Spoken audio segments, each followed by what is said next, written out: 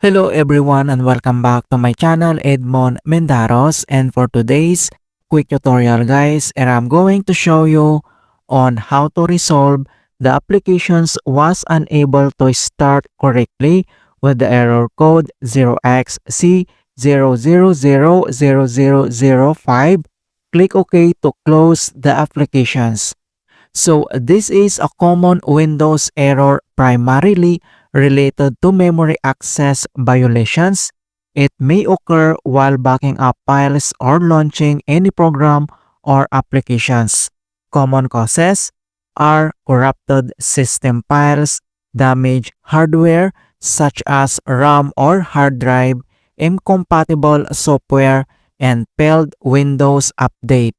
Kung paano ba natin ito i-fix, and without further ado, and let's go ahead. So the first solutions we will do is to check the RAM. Kung paano ba yan natin gawin, all you have to do is to open up on the search menu. And dito sa search for apps, so kailangan mo lang i-type dito yung Windows Memory Diagnostic. And then i-click mo lang dito yung open. And once na-open mo na tong Windows Memory Diagnostic, so check your computer for memory problems. Ang next step ay kailangan mo lang i-tap dito yung Restart Now and check for problems recommended. Okay, so kailangan mo lang i-tap dito. And then after dito, and close lang natin yan. And the other method na pwede natin gawin is to update device driver. Kung paano ba yan natin gawin, all you have to do is to press the Windows key plus letter R on your keyboard. Pagsabayin mo lang yan. And once na open mo na tong run, so dito lang sa box ay kailangan lang i-enter yung command keyword na dabmgmt.msc. So just type this command keyword dabmgmt.msc. That is one word, and this is the keyboard shortcut of Device Manager. And then next step, so itap mo lang dito yung OK. And once na open mo na tong Device Manager, ang next step ay kailangan mo lang i-select dito yung disk drive. So i-click mo lang yung arrow na yun para mag-expand. And then next step ay kailangan lang natin i-update yung ating driver dito sa disk drives. So select and right click, and then itap mo lang dito yung update driver.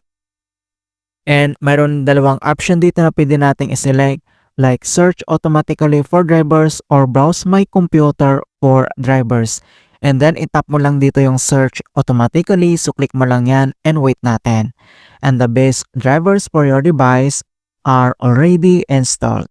So after dito sa Device Manager, and the next solution na pwede natin gawin is to run the SFC scan. Kung paano ba yan natin gawin, all you have to do is to open up again on the search menu. And dito sa search for app, so type mo lang dito yung CMD, or ito yung tinatawag na command prompt, and then kailangan mo lang mag right click and select mo lang dito yung run as administrator. If you receive user account control, and itap mo lang dito yung yes. And once na open mo na tong administrator command prompt, ang next step ay kailangan lang i-enter yung command keyword na sfc /scan now. So in all small letter lahat, and then yung slash scan now ay one word yan, and press mo lang yung enter. And beginning system scan, this process will take some time. Beginning verification space of system scan, so dito ay kailangan lang hintay na ma-complete ang verifications into 100%. And finally, verifications 100% complete. And next step, so close lang natin tong CMD at dito lang si start menu, and kailangan mo lang mag-restart. Click mo lang yan. Alright, so ganun lang po kasimple on how to fix Windows error code 0xC0000005. Applications was unable to start correctly. And please don't forget to like this video, subscribe to my channel for more quality content. Thank you guys, and see you in my next tutorial.